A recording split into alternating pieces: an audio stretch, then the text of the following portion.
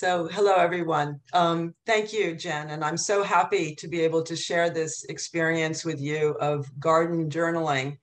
I was just talking with Jen about how it's such a joy to have a garden, um, even if it's a very small garden, whatever it is, it's always a source of joy and creativity and inspiration. Um, and so I would like to talk about the journey that I went through, beginning with just enjoying nature, enjoying going into my garden, and then also how it brought me to journaling and eventually to writing poetry. So all of this for me is connected in a very organic way. It actually makes sense. One thing really very easily moved into the next. But everybody is going to experience things in a different way. Some people may start also journaling takes many forms. In my case, it took just journaling and then writing poetry. But some people are going to want to draw pictures. You may want your journal to be something that's very photographic. Everybody has their own voice and their own style. But the important thing is to relate to what's going on in your garden and to think about it and to enjoy it. So the first thing I'd like to show you is a picture of a pot of flowers. So here it is. This is what I initially planted in my garden when I first came to California. So I lived in France for several years, and then I moved to California about 2 years ago. And I just fell in love with this little pot and the little red flowers. And it was such a joy for me to be able to see that there as I was shifting into a new life here in California. So today I would like to talk about, well, what is the process? How we go from having a garden and then start writing about it and thinking about it.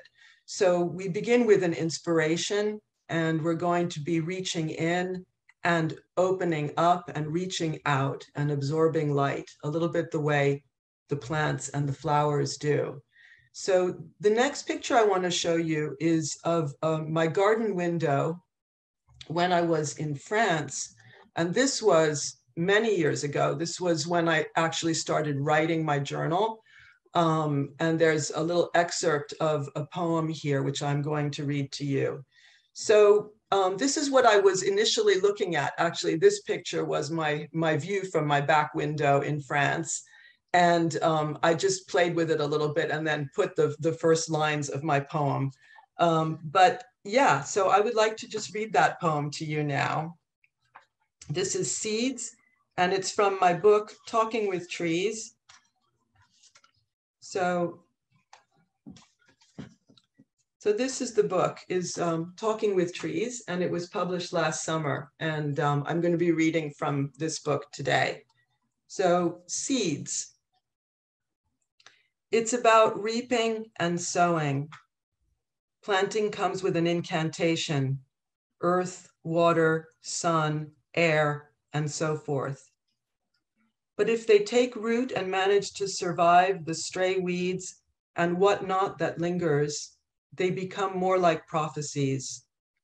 Some of the older surrounding ones may not always be helpful, as their thick and twisted roots can make the newer ones lack air.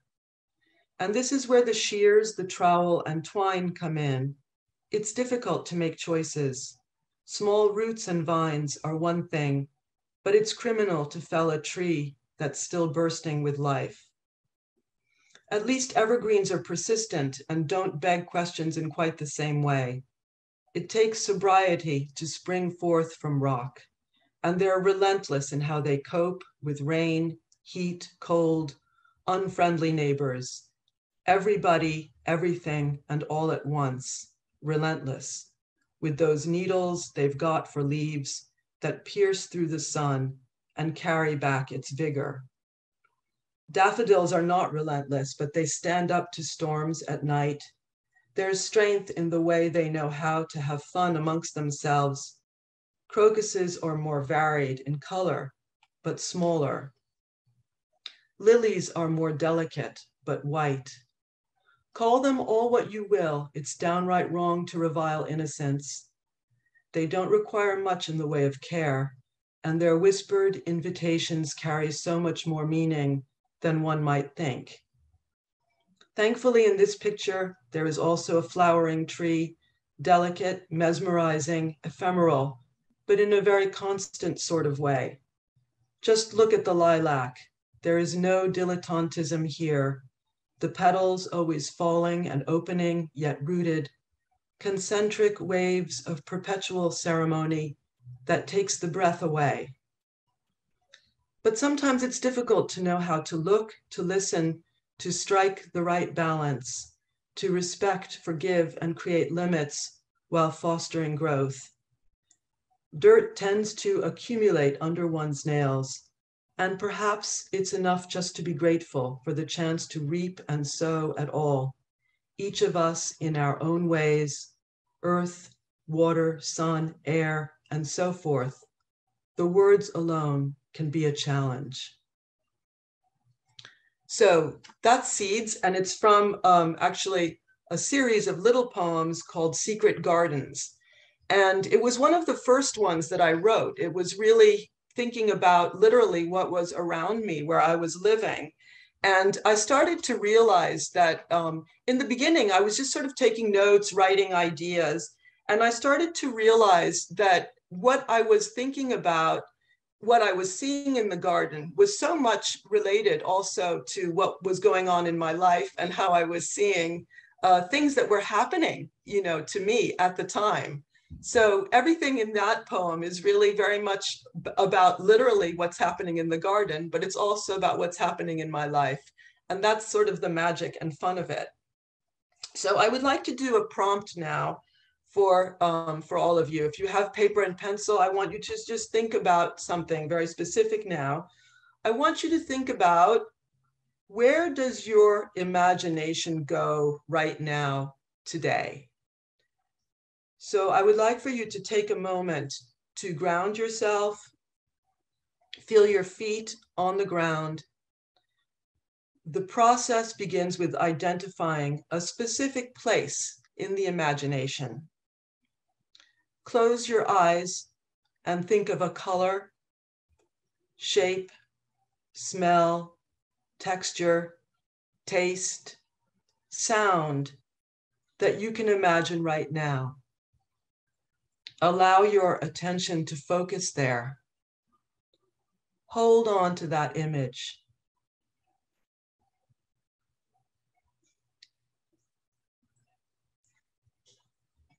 So you can open your eyes and write what it is on your paper. Where did your imagination take you? And so just sometimes a very specific thought like this is worth taking a moment to write it down. And you may begin with just lists of images and thoughts. And that's a very important beginning, because it starts with planting a seed, right?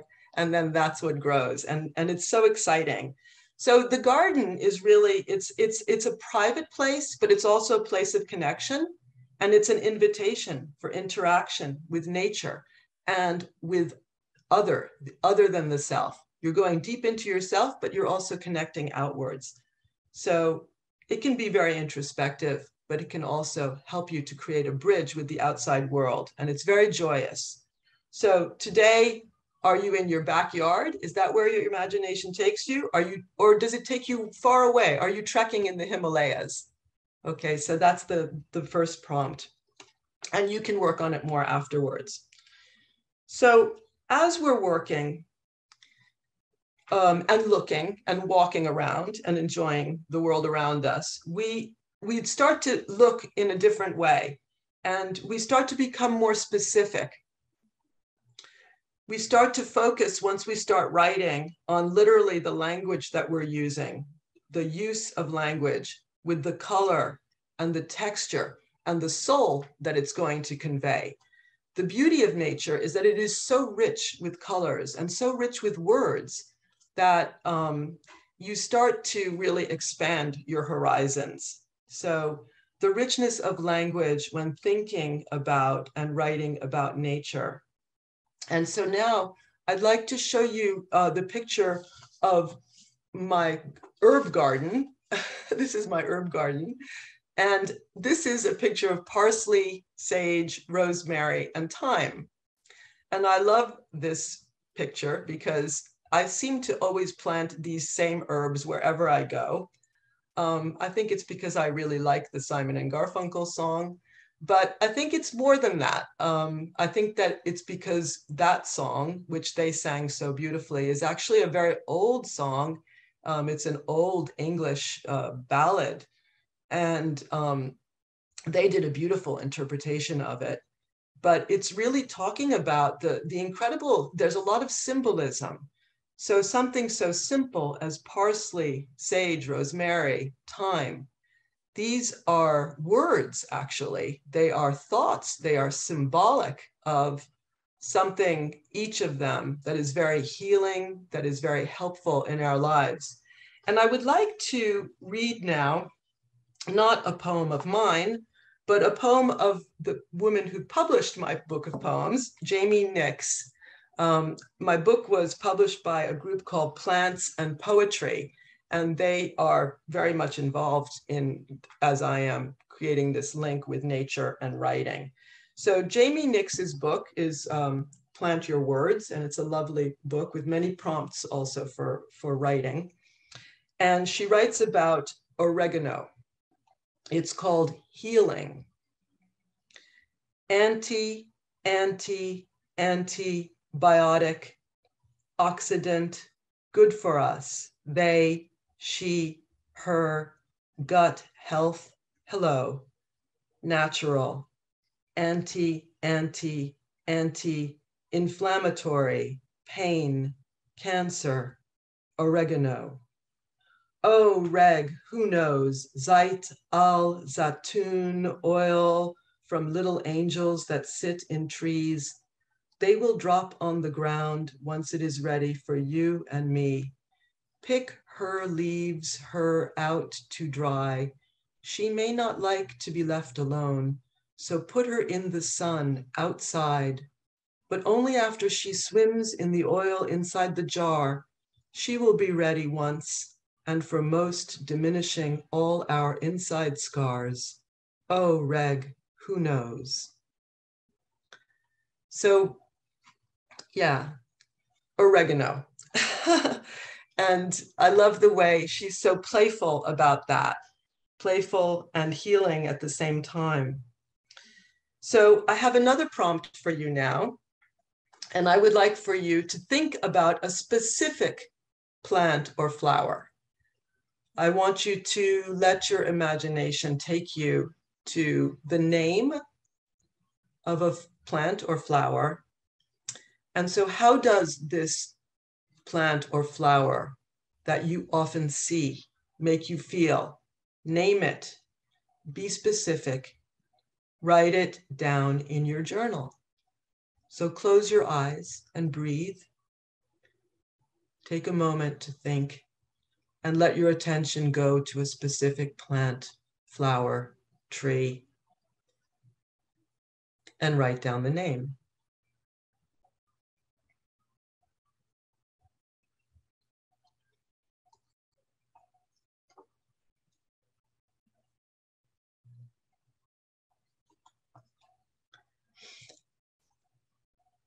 So, yeah, when we're thinking about these things, we realize that every plant, tree, and flower actually tells a story.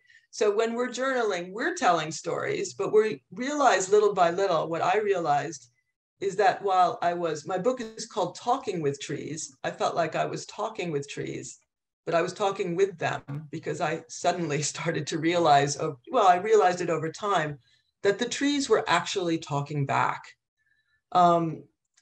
They tell stories. They are there for such, they each plant, each flower, everything tells a story. How did it get there? And so once you've planted the seed, you want to really start to also spend more time thinking about it and see how far these roots will go. How far will they take you? I found that I was very curious about things. I became curious in a way that I had never been before about colors, about names of plants and flowers, about all kinds of things. And I was doing research. I was reading and I was writing, and then I started rewriting. I took a lot of photos. I think that, as I said before, some people may want to draw and just to let the thoughts, how do you let the thoughts and the words continue to flow? Once you begin composing, you will also start thinking in terms of beginnings, middles, and ends. And this is when you get into the stage of more composition, possibly turning it into poetry or not, right? You may want to just keep it just a series of notes, a series of thoughts.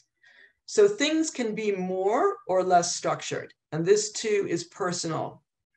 And I've always found it really interesting to notice how different every culture's gardens are, how different also our own gardens are from one another. So I love, for example, the English country garden with its organized chaos. And this has had a huge influence on me in my life. But also France with its beautiful classical gardens, so structured. And yet they have they're very different, but they have different ways of handling similar themes. And that's something very interesting. So I would like to read now a poem from, this is Gerard Manley Hopkins. So I'm going to read the poem, and I'm going to just read it off of the screen. So if you can pull it up, Jen. It's the poem. Yeah, so I put this, actually, I love this poem, and I just recently posted it onto my Instagram page, where I have a lot of things that I've written myself, but also other things that other people have written that I like. And I really love this poem. I'm going to read it to you. It's called Pied Beauty. And so the words in this poem are quite cryptic. And their meanings really validate my belief that interaction with nature makes us more intelligent. It really opens our eyes to things. The word, just in the title, the word pied means multicolored, more than one. And I love the way this poem is a celebration of variety and diversity, inclusion of opposites. And I feel that this is, it's a romantic vision, and but it's a visionary one, and one that I feel we need to hear today, because he wrote this poem actually in 1877. And like many of the romantic poets, what was happening was that there was this fear of, as industrialization was starting to really take place in society, there was a loss of the countryside, and there was a loss of that connection to nature that we had traditionally. So this is Pied Beauty. Glory be to God for dappled things, for skies of couple color as a brinded cow, for rose moles all in stipple upon trout that swim, fresh fire coal, chestnut falls, finches' wings, landscape plotted and pieced, fold, fallow, and plow, and all trades, bare gear and tackle and trim, all things counter, original, spare, strange, whatever is fickle, freckled, who knows how, with swift, slow, sweet, sour, adazzle, dim, he fathers forth whose beauty is past change. Praise him. So I love the way this poem is just so rich with language. And, it doesn't really matter when you read it the first time if you don't even know what some of these words mean.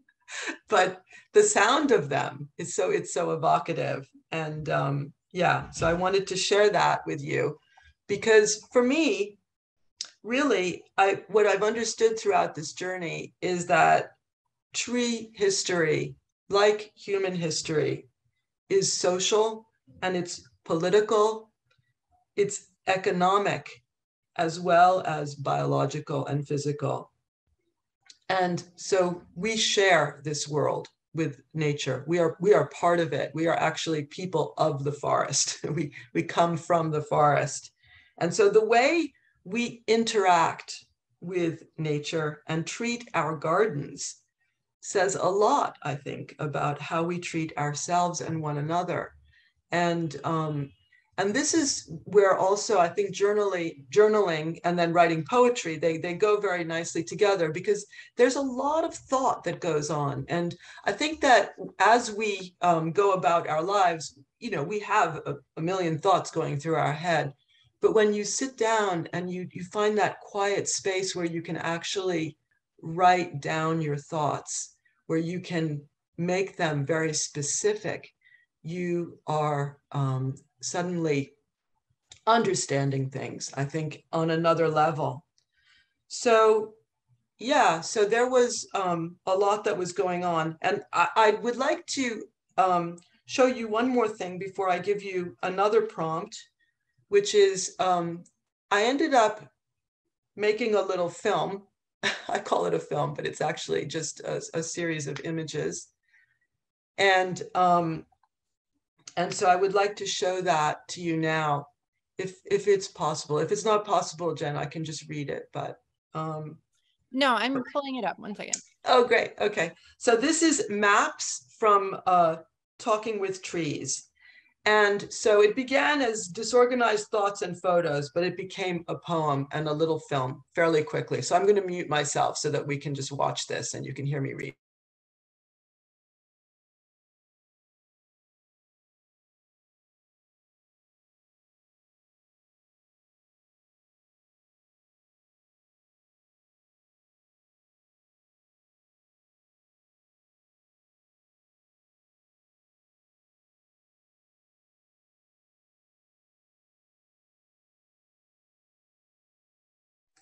Maybe it's not running as a film. I don't know. Or maybe the. Can you not hear it? I can't hear it. No. Okay. Oh, that's too bad. Let's see. You're going east to India. Oh, okay. Maybe you can pull it back then. Yeah.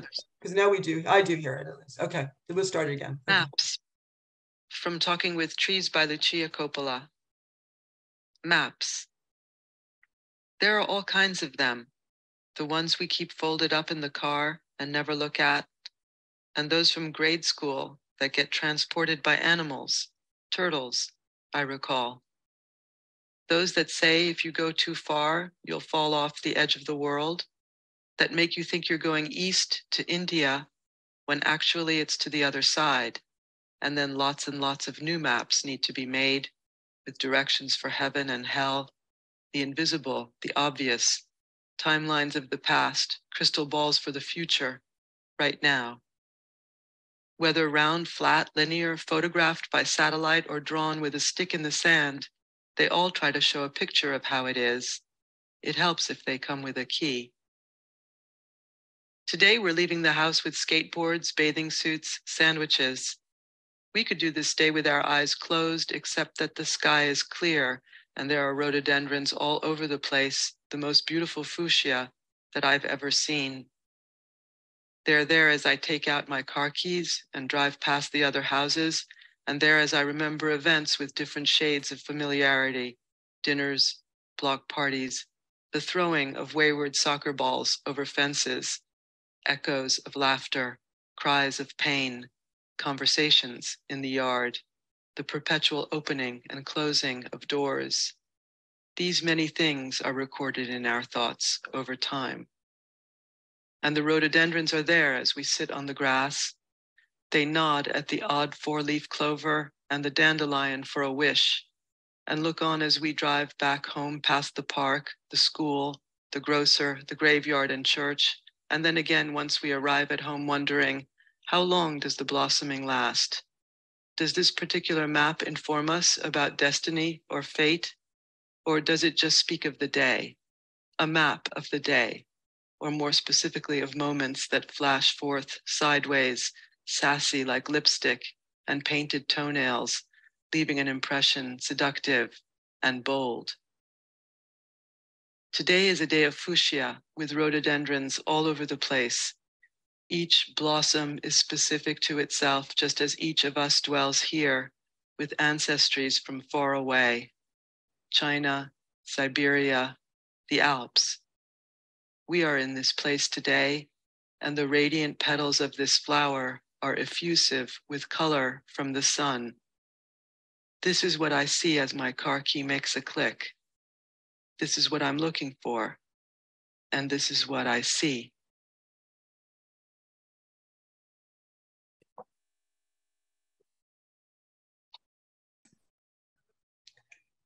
Yeah, so that was basically, those are pictures from France, actually. They're very old pictures from around 2009, 2010, when I first started, just observing what was going on. And that particular poem, Maps, is really about, these images that I was seeing, and then, telling the story of kind of a particular day. But it started with collecting images and then writing some thoughts, and then little by little turning it into a poem. It's a process in various steps. So I would like to give you another prompt at this point, which is, I would like to ask you, what is a place where you go to talk with trees? Why do you go there? What do you know about that place? What would you like to learn? How does it make you feel when you're there? Write about this experience in your journal.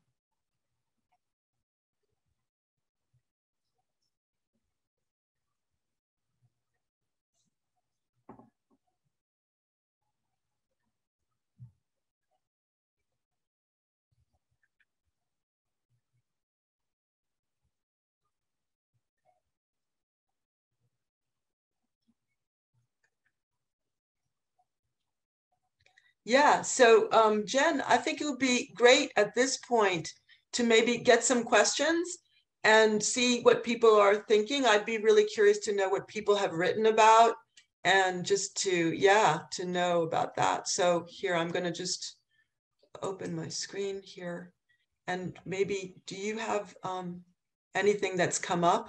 Well, I just was going to say for myself, I've been doing your prompts and I love it. But one thing I was thinking is, for me as a gardener, what would be interesting is to sort of journal different times of the year in the same place. So because so many things, like I'm just thinking right now, because I'm hearing the rain. And so I'm imagining, puddles and like little sprouts growing up and things like that. And then, sort of juxtaposed with like the drought of the summer. And so I just I guess that's like how I'm sort of, where my mind went, basically, like when you were saying this stuff and these different prompts. So I'm not curious. We haven't gotten anybody writing in yet. We would love to know anybody else's thoughts on. Yeah, I would be curious to know what did people write. But as maybe as people are going to do that, but I do want to say a few things about what you said, Jen, which is that the seasons are so important, and definitely, I mean, that's a whole thought process about the passage of time, and I think that it is so interesting. This is why having a journal is also interesting, because you're going to write things at one time of the year or on a specific day, and it will change, it will evolve, with time. And so, journaling is something that is good to do on a regular basis, and to notice how, yes, nature has changed, because nature is also inviting us to think about things in a certain way. And yeah, exactly. And then I was also thinking of, I think it's helpful because just listening to the poems that you read and you wrote, just stuff that I walk past every day and I don't really pay attention to, but like giving them a little bit more of a presence and like a part into like in the whole scene, I think is kind of a cool thought. So even just like my dirty glove on my potting table, or, you know, the upside down pot with like snails in it or something like that. I'm just like thinking there's a lot of stuff that we just sort of like walk past or don't really inventory like when we go into the garden. And so I think that's really a beautiful thing to think about. Yes, and I love the images that you gave are wonderful and evocative. And you know, just that again is part of like, well, where do we focus our attention, right?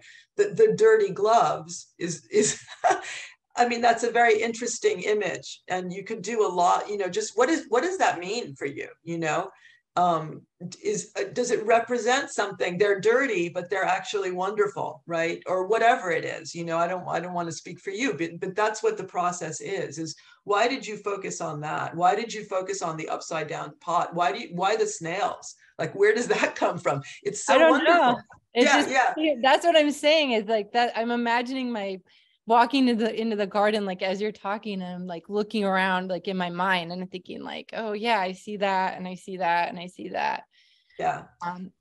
Where Yeah. otherwise I would have just walked in and not really paid attention to. So Yeah. And what happens is that when we start like thinking in these ways, you know, and then we become curious, well, snails, okay, well, what are snails? Like, what do they actually do? Are they useful creatures? I mean, I don't know. Are they bad? Are they good? Do we need them to, you know?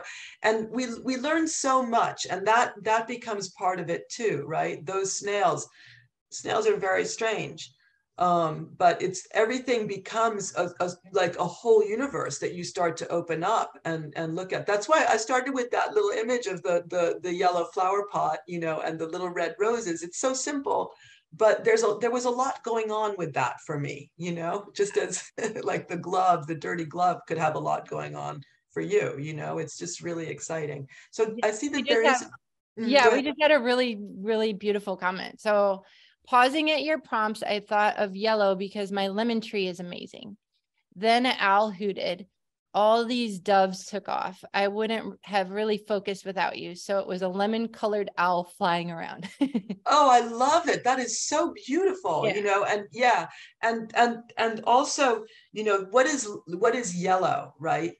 Yellow is a color that that I didn't really focus on much in the past, but when I started writing these poems and everything, yellow became really important to me. And I started using, you know, Google is great. You know, I was looking at a dictionary of symbols. You know, the symbolism of colors is really, really, really interesting. Just the colors themselves. And then combining, yeah, a yellow owl is fantastic because, you know, we can go into very surreal worlds that are wonderfully exciting for us too. Yeah. And another comment is to tell you thank you. Very inspiring. Nature inviting us to be present. Yeah. Thank Yeah, you. that's really, really cool. I love it. And I do love that there's like rain in the background. We all have that backdrop of rain tonight. And I think that's really beautiful too. So. Yes, yes. And it's wonderful to yeah, be present. I like that those words, being present for nature. Yeah. Nature is present for us, but it's nice when we're present for it. Definitely. There is an interaction. Well, Lucia, thank you so much. This has been such a nice sort of warm Wednesday evening activity and really, really special way to think about the garden. I can't remember. I don't think I said it before, but I just want to remind everyone that we are recording this and the recording will be available this Friday. So the recordings are always helpful because if you want to go back and review anything or pause or screenshot, that's the best way to do it. And so the recordings will be available on our website as well as our YouTube channel. And like I said, please do look at our upcoming classes because there's a lot of fun stuff coming up. So thanks everyone for joining us. And thanks again, Lucia, for your time and your beautiful poetry. I hope everybody has a wonderful Wednesday evening and hope to see you all again soon. Okay, bye. Thank Bye. you. Thanks.